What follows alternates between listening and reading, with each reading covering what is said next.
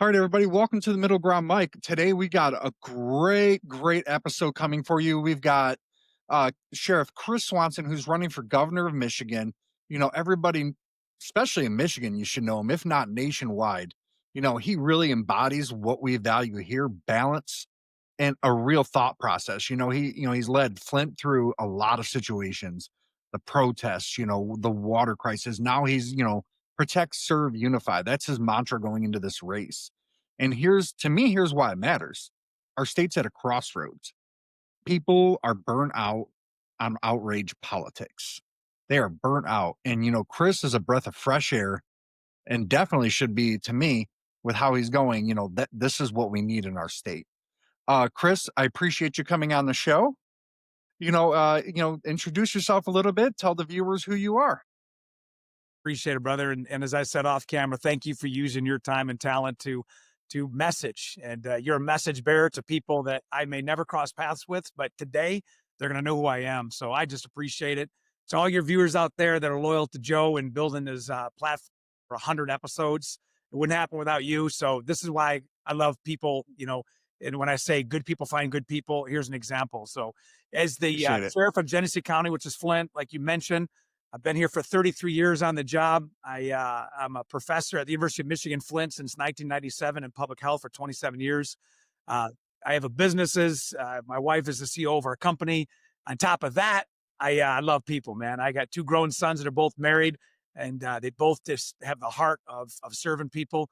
But, I'm a working class dude, and my whole life has just been taking chaos and making order out of it.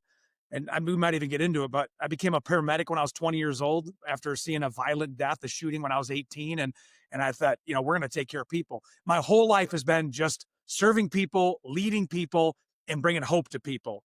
And that's what we're going to talk about today in your show. Yeah. I mean, that's obviously, Michigan, we're a big blue collar state. I mean, I think pretty much I call him the savior of sports in Michigan, Dan Campbell. I mean, he's really reset everything in this state. Gosh, if that guy fought, you get elected, he could easily, if he wins a Super Bowl title, he could win anything he wants in this state, with Listen, man, ease. I'm going to have David send you a text. A year ago, there was a paper that so cool. Somebody called in and said, Sheriff Swanson's the Dan Campbell of law enforcement. And there's my picture. I'm like, that's legit. Yeah. Yes. Gosh, what a breath of fresh air he was for the Lions. For sure. I used to be a season ticket holder for 15 years. So, you were there for the 0-16. Yes, that was. Those days are gone, Joe. I know. It's actually like I can watch a game now and not know by halftime that we're already going to lose. Yes. And I love my Lions, man. But yeah, let's dig into it a little bit. Your campaign slogan, right, is protect, serve, unify. It's caught a lot of attention among everybody, right? Because, especially with, especially with the Floyd protests, right, there became that little bit of mistrust between the public perception and the law enforcement community. And, you're battling that. Like what you did really set a tone for the state. We really bucked the trend in terms of the craziness. Walk us through, you get elected governor. What is that? What do those first days look like for you? I think it's important, if I can, to lay some more foundation on that protest. It was beyond law enforcement and community. It was between the white and the black community. It's between different generations. When George Floyd was murdered by somebody who looked like me in a uniform that I have been wearing my whole life, or my dad and my grandfather, both Detroit police officers, that's not who we are. And that's not what law enforcement is. So when I saw the video like everybody else did, and I was thinking, how do you have a grown man begging for his life?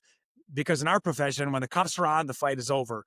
And that guy stood there like he was proud on the back of an individual who was begging for his mom and then lost his life. And that's what triggered all of this, what I call righteous anger, even on our side. So fast forward, I had been appointed sheriff. I took office that January.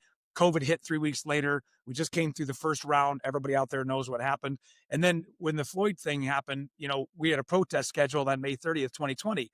And so coming from history, many times that's repeated as to how to handle what you do now. And that wasn't the case. Now, I have to confess that we planned on, should this go sideways, we can take 1,000 people to jail, 1,000 flex cuffs, and we had all of the what I would call the instruments to resist and make sure that we maintain in a forceful way the community. But the second I saw the people, for the sake of time, they got there at 5. They marched to the west, the east. They came back by 7:15. We were outnumbered 50-1. And then when they went towards the police department, which was our incident command, that's when the whole vibe changed, Joe. And we knew there was going to be bloodshed. So the line formed in front of the police department, much like you're talking about today, division. It was us against them, and that was the mentality. But as I walked up, I thought to myself, like, I cannot believe this is happening. There's got to be a better way. And I would say life is like a cup, and you are that cup, and you add in and you allow other people to add in. And when your cup gets bumped, that's what you are when your metal is tested. And so I thought there's got to be a better way because somebody's going to get killed here. And I looked in the crowd, and there was open carry. You had young and old, white, black on one side. You had rookie cops and veteran cops, and some people wanted to engage. Some people were scared to death. It was just chaos. Well, when I broke the line by taking my helmet off, I went there for one reason, and that was to engage with a guy whose name is Jeff Hawkins. He was a black pastor from the community, and I knew that he was a friend. And I said, man, I'm coming for you. I picked up my phone. I walked in. I gave him a hug. There was an organizer of the protest that came over. I didn't give him a chance to even say hello. I said, hey, man, I said, that's not who we are. I said, these cops are here to help you. I said, you tell us what we need to do. And he says, well, get their attention and you tell them. And so this crowd formed, and everybody got their phone out. And I'm telling you, go back to the video. I encourage your listeners and viewers to watch it because I get encouraged by it when I get discouraged about division, because nobody can tell me it can't be unified. I said, listen, that guy in Minneapolis isn't who we are. I said, these cops are here to help you. That cop over there gives hugs. We got women, children, we got dogs. Let's turn this into a parade, not a protest, with the sole purpose of trying to de-escalate. That's it. Just your words talk people down. And when I asked the question, and this is why running for governor and the things that we're talking about is my driving force. People closest to the problem know the answer. Just ask them. And so when I said, what do you need us to do? And they started chanting before I even completed the sentence, walk with us, walk with us. We were talking about the lions. Chanting for the lions comes up from your lungs. Chanting from pain comes from your diaphragm. And this pain, and they started chanting. 3 seconds, I take a step back, I'm doing a calculation. It's all sympathetic response. I'm like, let's walk. And I said, boom, let's walk. I said, we'll walk all night. And instantly hate turned to hope. And we started walking back. I didn't realize the crowd continued to grow. By the time I got back to the Target parking lot, the parking lot was full of people who were watching it live. And then when I spoke on that light pole and I made a declaration that I can't do everything. I can't bring George Floyd back from the dead. I can't fix everything this night, but I'm going to do my part. And that's where the protect, serve, and unify piece came from. Because law enforcement's always been protect and serve. But it's that unify tenet that we added to all my patrol cars on the rug in front of our office. And to your point, that's why people are frustrated, because division it's pessimistic. There's no hope. Where unity is not to be confused with uniformity or compliance or weakness. No, unity is our strength. Unity and diversity is our power. I want to know perspectives. And that's why on that day, it set a tone. This is who I am, and this is what I want to continue to do on a greater scale. Yeah, no, and that's perfect. I mean, that goes, I believe the last time I looked, I mean, Lord knows politics change every day, but I believe independent voters are right around 40% right now. Potential voters identify right around 40% that identify, I would say, as independent. And for anybody who doesn't know, that means, you could go to one side or the other depending on what it is. And, I think that's, I won't say necessarily important, but I think it's important that people are starting to see that, right? And I think that comes from what we were just talking about, the division, where people are just like they're put off, right? People formed party lines a long time ago because even if they identified as one side or the other, they could respect somebody on the other side. Whereas now you don't have that, so you tend to hear more of the extremes, like in certain situations, like the protests, and you somehow buck the trend. You somehow broke that because a lot of the times people who preach unity, hey, let's do this in the right way, they get buried. Nobody wants to hear them. But tell you this too, if those there on that scene in May of 2020 didn't see it in my heart, they thought it was just words, we would not be talking about this. that people will see and they can read, are you serious about protecting, serving, and unifying? Like, let me see. And I've said on many platforms, not only listen to what I say, but watch what I do. And so when we launched Ignite, our education model in the jail in September of 2020 to educate inmates to never come back to jail, give them jobs and fair housing and a driver's license and ID and all the, when you set people up never to come back to jail, this means they're not breaking the law. That means they're not Right. breaking businesses, they're not re-addicting, they're not reoffending. You're helping with the mental health, turn into a stable family reunification. There's so many benefits. Next Tuesday, the 17th of November, I'll have my 38th commencement of Ignite graduates. We've dropped the jail count by 100. It's been studied by some of the biggest researchers in the world, Harvard, Brown, and Michigan, Stanford. And I say that because you're right. Doing the right thing is not the easy thing, but at the end of the day, it's the right thing. And when people see that and individual leaders Yes. pop up, moments with momentum create the movements. Yeah, and it's not easy, and it takes somebody with strong will to do what you're doing. I mean, you can just look at some people who I don't want to say like they take advantage of opportunity, and something that like really came out per se that's not Michigan based, but that really stood out to me. And I'm not necessarily a fan of hers, but Major Taylor Green, she came out recently and said she challenged her own party. She said, "Hey, what are we doing about healthcare? I hear about it, but I'm not seeing anything about it."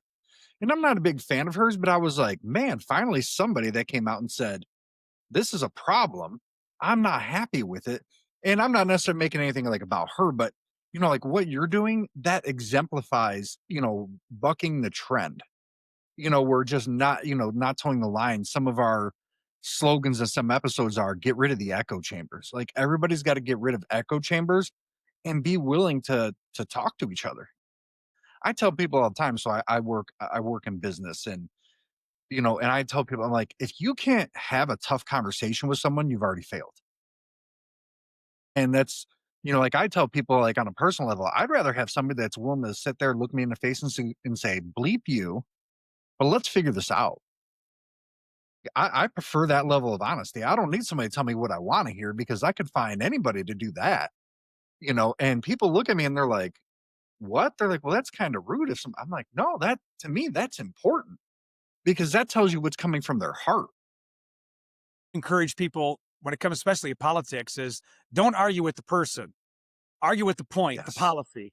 Because if the Yes. person, regardless of who they are, comes out with something that helps people, then where does it matter where the source came from? I mean, we Yes. see that on a lot of issues. I should be the last person for an entire community who is angry with white policing in 2020 to get people to walk with me. And not only that day, we had 40 protests that whole summer throughout Genesee County, small, medium, and larges. Nobody got injured, nobody got arrested. That moment reached 3.2 billion people. So the messenger is irrelevant. What is the message they're trying to articulate? And if this makes sense, then let's all join together. And that's where that protect, serve, and unify. Protect what means the most to people, serve like a leader is supposed to serve, and bring people together, even that may they have such a divide or they don't. I mean, there's people listening right now that can't have, like you said, you don't have friends now because of a certain issue or a podcast that you did. Like, where have we come where we can't agree to disagree and still be friends? Now, that doesn't Right. mean it will be the same as what it used to be, but this is the power of the people, not policy, not a party. Yeah, and it's just a shame, like so lessons from Genesee County, right? And then we look at, you talked about your dad and grandfather being Detroit cops, before we get into that, man, I love where Detroit has come. I was born and raised to I was about 10 years old, we moved out of the city. It man, it has been so freaking awesome to see this city on a comeback. And I tell people if you haven't lived here, and I'm not knocking anybody who hasn't, but it is such a like a it is so huge for the state that, Rick Snyder had said, a lot of controversial things to him. But the one thing that I really love that he had said was to have a strong Michigan, Detroit's got to be strong. And I was like, that was the real first governor I'd heard in a long time say something like, because when people from around the world, around the country think of Michigan, they don't think of Lansing, they don't think of any other city, they say Detroit. And what's happening there, but that's going to filter into other cities in the state as we're on the rebound, like all the other cities got built up after Detroit became a stronghold, 100 years ago. So I love the fact that, that's coming in. What you've done, Detroit, what is his name? Mike Duggan, he kind of did something similar with being peaceful. Yours to me was a lot more bold than what he had Yeah, done. and it also is because I come from the platform of a sheriff. Yes. So I think people that are listening right now, there's still a trust factor with a elected sheriff, even law enforcement. The whole defund the police. It was political malpractice to even suggest that because, as I said on that day and now, we don't need to defund the police. We need to professionalize policing. And if we can't train it out, discipline it out, then we need to cut it out. And police leaders need to be the one that are the spearhead of that. People love the police, but it's our job to give them a reason why every single day. So the fact that I'm a sheriff allows people to think, wait a second, he's an elected official of a party, but he takes care of everybody. That's what you're supposed to do. Right. No, for sure. And some of what you have talked about is about a help center of Lansing, right? And that kind of plays into this, because state services do feel like a maze. I mean, you know, I'm not gonna lie, there's been things where, I've got an autistic son. Okay, he's 7. But he has defied the expectations. Everything they told us when he was 4 years old, I challenged it. I said, I said, I have no idea where he's gonna be, but I'm not gonna subscribe to that's where he's gonna be his whole life. And where that comes into that is okay, hey, I'm looking for how do I help my son, right? Like what state? And by God, if there wasn't Google, you'd have no idea what to do. So how does that, how does the help center of Lansing look for you? It's modeled after the Genesee County Sheriff's Office, whose nickname is the Ark. It's a place Us? for people to Yeah, go to get refuge and to get help. That's why we do so many more things outside law enforcement. And I've been intentional on that, not because of right. a reason, because I want people to look back and say, wait, if he's talking about literacy going from 44 to 34, does he really mean it?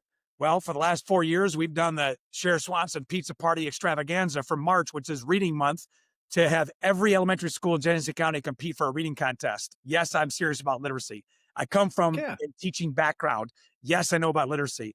When you talk about Deps and Dogs during the Back to the Bricks, where we celebrate families on the front lawn of the sheriff's office, when you're working with Dana Nessel on the first statewide expungement fair, where 700 people signed up to get their lives back in a record clear, and 1,440 people showed. When you talk about second chances and giving people another opportunity that may have made a bad mistake, because all of us have been touched by the justice system, whether it's a family member or somebody we know that's made Yeah. a bad decision or addictions or mental illness. When you talk about people that I have given a second chance because we've all been given one ourselves, those are the what I call check marks to say he really is serious about what he was doing. So that help center we're talking about, if you need help in this county, come to the sheriff's office and I'll take you and put you in the right direction. Heck In yeah. the same thing. The Department of Innovation for small businesses, from idea to implementation. If we do that just for small businesses, there's 900,000 already established. What about the other 100,000 ideas that just die in the vine because they don't know how to take it down the line? You're going to call that department and we're going to have people walk and coach you along. If we can keep your business successful and in Michigan, everybody wins. If we do that 1,000 times a year and 100 of them become a multi-million dollar success and 10 of them go IPO, they're staying in Michigan. That's the long-term plan beyond a governor's Yes. term, but that's what's going to keep Michigan thriving.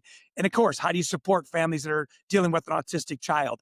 We've got people that are, severely disabled children with the insurance laws change. You have people that have, closed head injuries that have lost their funding, and family members have had to quit their jobs to be that caregiver. They didn't go to school for that. They're learning on the job.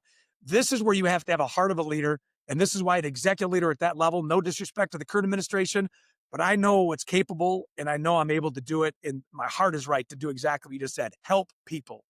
Yeah, and that's what it's all about. The government is to serve the people and also, for the people to serve the government, but like JFK said, not what your country can do for you, but what you can do for your country. But back then, people felt a purpose to serve their country where people don't feel that purpose anymore. And your passion, to me, what you do gives people that purpose, right? They can push that purpose. And you know, one thing that I kind of look at from the 80s to like what now, right? Like there's this big Americana, like we're proud. People felt a sense of purpose in their country.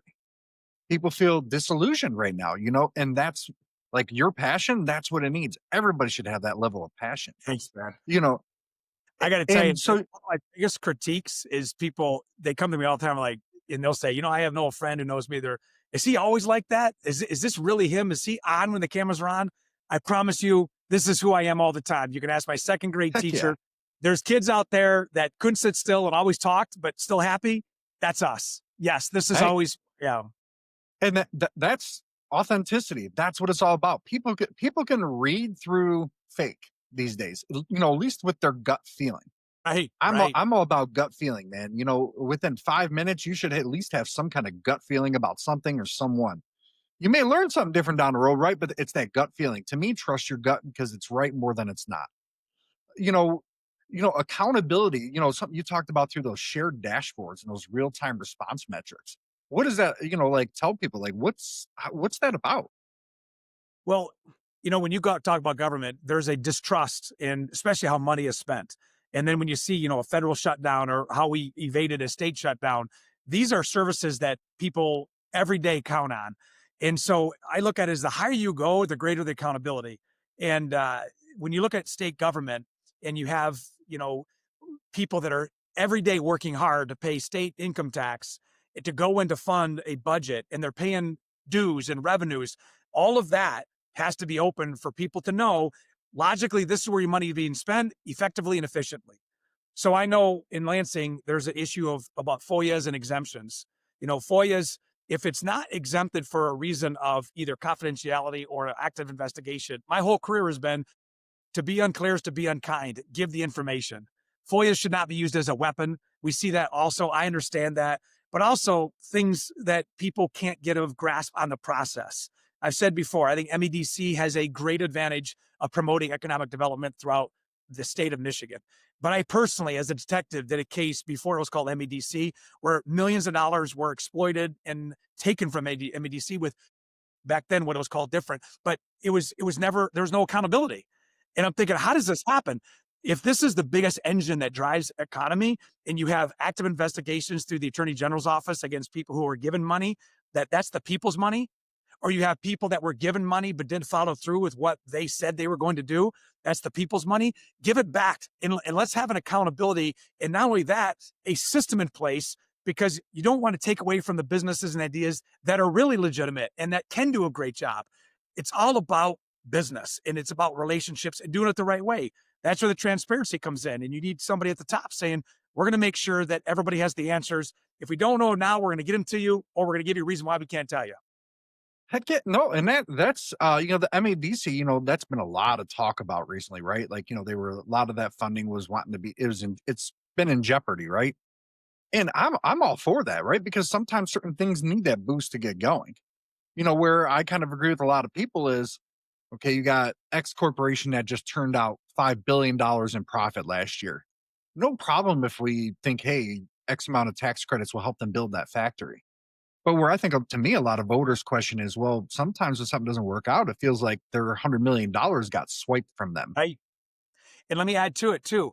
Tax credits that are for the advancement of the industry where the local, county, state are all in line without taking away from state healthcare and education. You don't want to take from the people to fund corporations. There's a way to do that both. And at the same time, now you have what I call a ecosystem where there's stability. You know, we talked off camera about, my business background. I bought my pony at 9 years old named Molly cash because I sold gum and golf balls and collected pop bottles and beer bottles. And I had it for 18 years. I've always been business hustle. My wife and I have businesses. That's the state's job is, to run this on the judicial side for the protection of people's rights, the legislative side on passing laws, but a governor's is the executive administrator of the state to enforce laws, maintain order. And so a governor that's able to have a mind and a background of business to make sure that those processes are in place, that's how you have stability.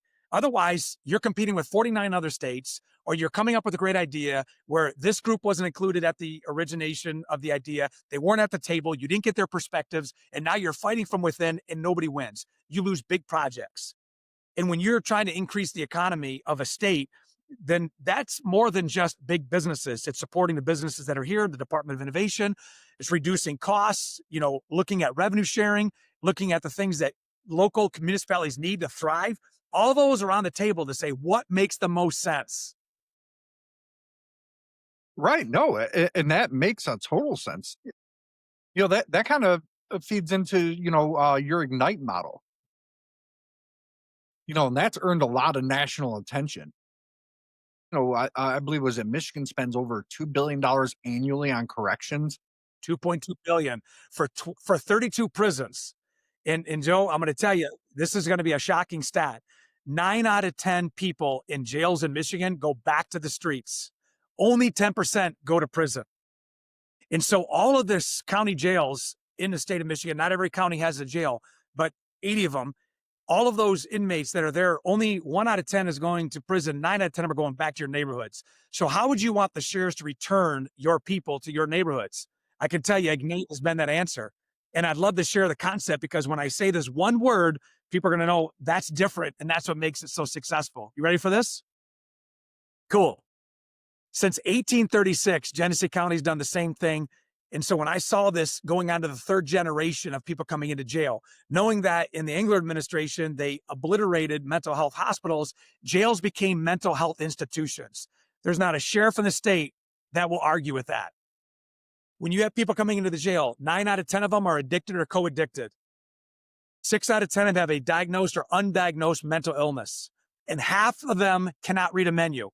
So how do you expect a community to reduce crime, to reduce the money we spend on incarceration without fixing the source of where it comes from? That's where Ignite happens. Inmate growth naturally and intensely through education. We launched it September 8, 2020. And what we did is we changed the philosophy, the culture from incarceration to education. We didn't have any infrastructure. I teamed up with our vendors to do Wi-Fi and Chromebooks and tablets, and we launched an education model for every inmate: GED, diploma, barber college, financial fitness, hospitality, social work. We had online courses, we had virtual reality, and fast forward, we teamed up with all of our trades, the UAW. We're graduating welders that are going into the apprentice program. We're graduating people that have mechanical abilities to go right into the manufacturing. So we leave jail to tether right on the line, charging their tether while they're working. That's why we're 100 less than we were the last 2 years. But Ignite also drops jail violence by 90%. It reduces crime by 23%. There's not a government program in my entire career that's reduced recidivism for the entire community by 23%. And it saves the community $7,200 per inmate that's in Ignite. So in Genesee County, I've saved 2 years in a row over $750,000. Now, if there's less people breaking the law and less people going to jail, that means there's less people going to prison. So let's just say this. Let's just say it reduces crime by 23%. And we're able to do that on a higher level. We have 23% less people going to prison. 23% less of 2.2 billion is in the 900 million mark, where we can replace that by building mental health locations, crisis intervention centers. You can reinvest that into industry. Ignite is the answer that everybody's been looking for of how to do it. And how do we educate people different than how we did in the past? Dopamine. We Yes. celebrate. I don't write letters to judges. I don't advocate for their cases because there's victims attached. But while they're in jail, if I can change the way they think and let them leave with a pathway never to come back, we do that by giving them something constructive to place in a space where it has been destructive their whole career. There's people who grew up child abuse, sexual abuse, drug abuse. Well, if you're in that cycle, and many people here listening know exactly what that means, unless you break the cycle and replace it with something positive, it's going to continue. Ignite, whether it's an 8-hour course, here's a bag of chips. Whether it's a 4-week course, you can visit with your family. Or like we're going to have in next week, another graduation commencement where we bring in graduates and you see caps and gowns. That's why Ignite has been trademarked, studied by Brown, Harvard, and Michigan. It's been not only just published, but published in the Economic Journal. And now it's been copied in 13 states, almost 50 sites. It is the national standard of jails in America. And it's the answer that people waiting for started right here in Genesee County. And we're going statewide. Watch what happens. Heck yeah. No, that's with addiction. I lost my older brother passed away from fentanyl. and he had gotten he had gotten some marijuana from someone who had it was laced. Laced. And, Yep. because when they did the tox screen drug test on him, whatever, they had found he only had some beer in his stomach and a little bit of that. There was really nothing else in his system. So they were like, we don't know for sure, but this is what it looks like. Yeah, no, I appreciate it. But it's just, so that's something that like I look at, because I'm like, I've been there, I've seen it, Yeah. See, I know what it's like and I feel for people. can I tell you this? What you just said is exactly why I end many of my comments on Ignite and breaking the fentanyl/opiate drug addiction. Is it may not be a big deal until it's your family. Yes. Then it's a Yeah. big deal. Yeah. It's one of those things where, you know, once you're in that position, you just, obviously you see a little bit more, but like the average person may not, and if you're somebody that hasn't been with it and then you all of a sudden have to deal with it, it's, I want to say sobering, but you're kind of going, hey, how do I process this? Right. How do you process it? It's hard for anybody to, and mental health, like I've said a lot of times, I don't necessarily have the solution to gun violence, right? But what I say is a lot of the times, like Oxford, it's mental health. This kid, obviously, based on what I've seen, had a lot of problems long before that happened. And Well, you see somehow he slipped from through the the story, cracks. what happened here in Genesee County on the 28th of September at the LDS church that had a Yes. shooter with 8 serious, 1 critical, and 4 dead. You are spot on. And when you have people that are in crisis, and you have the ability for people to recognize and have a diversion, and you can separate crisis from weapons, you save innocent lives, not political lives, innocent lives at churches, in schools, in businesses. That's the demand that we need from all of our leaders to focus on mental health, because if we can prevent it, that is the best way to reduce crime. Yeah, no, it is. And gosh, mental health to me is like almost like it's like you got healthcare, violence, mental health. It's all like they're almost all interlinked and on the same level. Because if you address the mental health crisis, you take care of the rest almost. Tell you, I try to destigmatize mental illness like being physically sick. We have no problem telling people, I just don't feel well. I have a sinus infection. We go get, an antibiotic, or we go and rest until the flu passes. But when it comes to this being ill, there's still a stigma, and there's limited resources, and it doesn't get better. It just doesn't go away on its own many times. And so that's why I see the aftermath. I see the end result of mental illness or addiction. And what comes first? The key is that as a state, we need to be serious and have a plan. That's why seven districts of mental health treatment with crisis intervention teams, crisis response teams. Most of these individuals, addicts or anybody in crisis, 36 to 72 hours and everything's changed. You've got them detoxed, you've got a pathway, you've got them on medications, and now you actually have a plan of long-term success. What you're living through is many times the gaps that other families feel all too personal. But yeah, and I took it as a passion of mine not to let my son in. Not everybody has that ability or that, that structure to where they can do it. uh you know let's as we get towards the end, let's kind of talk a quick second about the economy, right? You've talked a lot about apprenticeships, especially in like EV and clean energy and tax credits. I know one of your things is 20,000 new skilled trade jobs and placements. We talked a little bit about your programs earlier, but how do we get that like on like a statewide level, right? Like, how do we make sure this is reaching not just the urban kids, but the rural kids too, who urban kids have an economic disadvantage, but a lot of rural kids have an access to certain types of technology disadvantage. Like, so how do you make that happen? Anytime you're going to ask me about an issue, I'm always going to go back to the people, because that's where the power is. We got to build the Yeah. economy, increase the amount of people that are here at the state. How do you do that? Increase Yes. the state that people want to be, Yes. increase a state that people want to stay. How do you keep them in our colleges and our universities? Is you create an ecosystem where there's no incentive for them to leave. When you have a system like you're talking about, K through 12, I'm going to add one little caveat. I have a perspective K through jail. So when we level the playing field and give everybody the opportunity to succeed, and we have a playbook and a curriculum that backs down technical skills into the middle school area, sixth, seventh, and eighth. Why are we not recommending and introducing these kids to welding and electrician and data recovery and digital technology, financial literacy? And in those formidable years, when they get to ninth and 10th grade, now they're in their apprentice program. They're learning how to be a welder. They're learning how to do skilled trades. In 11th and 12th grade, they're actually doing Yes. co-ops. By the time they graduate, we're sending men and women to battle. We can certainly send them into the job field as a trained and an experienced skilled tradesperson. So backing CTE all the way down to the middle school, it makes sense to me, because now you've created an ecosystem. When industry does come in, they want to build or they want a supply of individuals.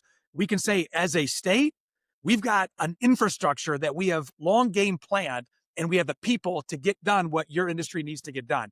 But this is another long-term plan. We can't wait till tomorrow. We can't wait. It's got to start right now. So balancing the field, giving people the opportunity, technology allows that. But the governor has the ability to say, don't forget about those kids in Lake County or Sheboygan or in St. Clair. Don't forget the kids in Muskegon or over in Houghton. These are the individuals that have the same talent as everybody else. May not the concentration, but there's talent from the entire state. That's how you solve. That's how you create an ecosystem of economy, by increasing the goods and services from 555 billion, 1 or 2%. And if that's the case, now you're less tax on the individuals that are paying state income tax. You can reduce revenues. If we can save everybody a couple, $200-300 a month by doing that, I'm going to make your life better because we don't need to pay as much. Right. No, that's perfect. A lot of talked about human trafficking in Michigan, right? We're, I believe, a top 10 state in human trafficking. And from, I guess, an ignorance point of view, right? I would assume that's because we're a border state with another country, and that kind of opens up a lot of holes. You've talked about that a little bit before in some of your stuff. Like, how do we address that? From your perspective. What I would encourage everybody to go and Google search Ghost. It's now the Global Human Oppression Strike Team. It started in May of 2018 as the Genesee Human Oppression Strike Team. Ghost was because of some international experience that I had undercover working in Mexico and in Haiti. We brought it back here when I was the undersheriff, and I said, we are done responding to crisis by a 911 call. We're going to be proactive. So Ghost is a proactive team that puts ads out. At the time we did it in 2018, it was web-based. Now it's app-based. And we find sex traffickers and predators and pedophiles. And we, as law enforcement, create a system where they come to us to have sex with a 13, 14, or 15-year-old. And we have people that are vulnerable beyond that. Human trafficking, I want to make it clear to everybody listening, is the movement of people for sex or labor. That was what it is, for money. And it is real wherever you're listening. If you have a hotel, a car lot, an internet in any community, human trafficking is there. Ghost has been the name brand of fighting against that evil. And since we started in 2018, I've worked with 64 sheriffs throughout the state of Michigan doing ghost operations with those sheriffs. I've also been able to work with 9 states. Ghost certification, which is a civilian ability for people to know what to look out for to protect their kids from sextortion, which is another whole topic. But also we train other law enforcement. And since we started in 2018, we arrested over 270 predators and have never lost a case because we do it the right way. We don't entrap. We do it in a way to make sure that these predators that we're finding are knocking on the door and it's law enforcement behind the door, not a real 13, 14-year-old trafficked child. You are correct. We are a state because we're a big state. We've got a lot of borders. We got a lot of opportunities, but there's another example at the state level. This is going to be a state that any predator, any sextortionist wants to come in here, either by physical or digital means, they're going to be met with Batman, and it's called Ghost. And it's going to be the governor's human oppression strike team. And we're going to be the most aggressive of not only combating, abolishing human trafficking, and holding people accountable. That's what I can promise you, because we've already done in Genesee County, and people respect Ghost. We do it the right way, and now we're taking it statewide to protect your kids and the most vulnerable. Yeah, no, and I'm sure you've gathered by some of what I've talked about. I'm big on states taking the charge, because guys like you, our leaders here, they're the ones who can fix our problems here in the state. So kudos on that. So let's do a quick five question, like, lightning round quick thing, right? So we kind of talked a little about the human trafficking, right? So we are. So is it fact or fiction? We are a top 10 state from your knowledge. We are a state that has more than its share of human trafficking, yes. And it's depending on what you listen to and what numerical value it is, one is too much. But there's a reason why I've been in 64 counties throughout the state, and other sheriffs like Sheriff Zybert, Sheriff Goodenough from Monroe, from Marquette down to Monroe, have their own teams. Yes, we are in this state a high value target for predators and pedophiles. Okay, no, perfect. I mean, that's what people need to hear. Ignite jail education model. Has it truly been adopted in 20 counties in the state? Not in the state. Kalamazoo County has it. Well, Washtenaw County is launching within the next 30 days. St. Joe County is launching Ignite, but there are states throughout the nation that have been with Ignite, from the first one being Mecklenburg County, North Carolina. You have Hennepin County in Minnesota, which was Minnesota, and right there, Minneapolis. You've got Collin County, Texas, just north Dallas, Fort Worth. You've got North Dakota, New York, Pennsylvania, Ohio. These are sites, Republican and Democratic sheriffs, white, black sheriffs, male, female. Ignite is the answer. It's adopted by the National Sheriff Association. They have a whole board. I'm not even on the board. Ignite has taken Man, flight. It is the answer. okay. Before law enforcement, you trained as a fitness instructor and motivational speaker. Well, I don't live in a van down by the river. I can promise you that. But I am by nature a motivator, but I would like to think of myself more of an inspiration to people. I breathe life back into folks. I can't, motivation's continuing to push somebody. I want to breathe life into people where today they woke up hopeless. Tonight they go into bed with hope. And so I think part of that mind, body, and spirit, I'm a 5-time Ironman finisher. I train all the time. I want to set the example. I choose to be positive. I mean, I've been in Flint law enforcement for 33 years. I've seen a lot of death and violence. I've done a lot of difficult work.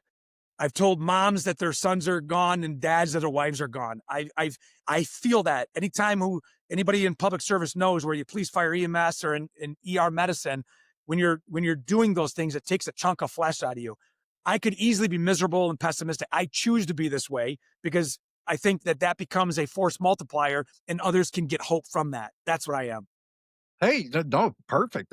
You once dressed up as Santa to deliver toys to kids during the holidays in Flint. Now, this is a rumor, and nobody's told this. This is speculation. Did you really truly grow a beard? No, the Santa thing is not accurate. And Okay. I've never had a beard. I've had a shadow, but never a beard. My beard wouldn't look good on me. But yes, I want you to know that the second Saturday of December, in this case, it's December 13th. This will be our 6th holiday spectacular, an aftermath of the George Floyd, where we go into the communities all over Genesee County, and I take donations, but we make boxes of consumable goods, $200 to $300 worth, and we go to different places. Adam told you about this before. And these folks either have needs, or maybe they just are special people. They lost somebody. And we bring law enforcement communities together in other communities. We say, hey, you're just being loved on today. You go give to someone else. It's a mad success. We've got so many partners. It's now in multiple states throughout the country. And the second Saturday of December, just this year, became National Unity Day. And we coined it here from Genesee County. It's just a day for you to go be kind to somebody, a random act of kindness, and watch what happens here, Joe. One good act goes into another, and it will neutralize those bad acts. I'm believing it. Hey, you know what? That's something that we want to participate here on this show. So, Right. I'm definitely going to email your people over. We want to get involved in that as well. You should Um, come. Yeah, no, most definitely. I know time's winding down, so I really appreciate you coming on. Chris, that has been, the Protect, Serve, and Unify. I mean, I can't stress to people enough, and especially to you, keep doing that. I tell people all the time, like I even told Adam, keep that stuff up because it's what we need. To me, it's what the leaders of over the history of our country would want.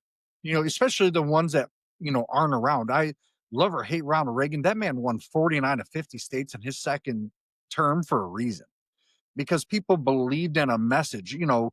Hindsight's always 2020, but at that time, people believed in a message, right? And that's your message. I think can really catch on fire with anything with unity. This show, and especially me as a person, are all about, because I have taken so much flack before from being about unity, and I'm like, No, okay, you're no not problem, alone. You're not alone. so No, but everybody, I really appreciate it. Check out Chris Swanson for governor. Chris, what's your website again so everybody can find it?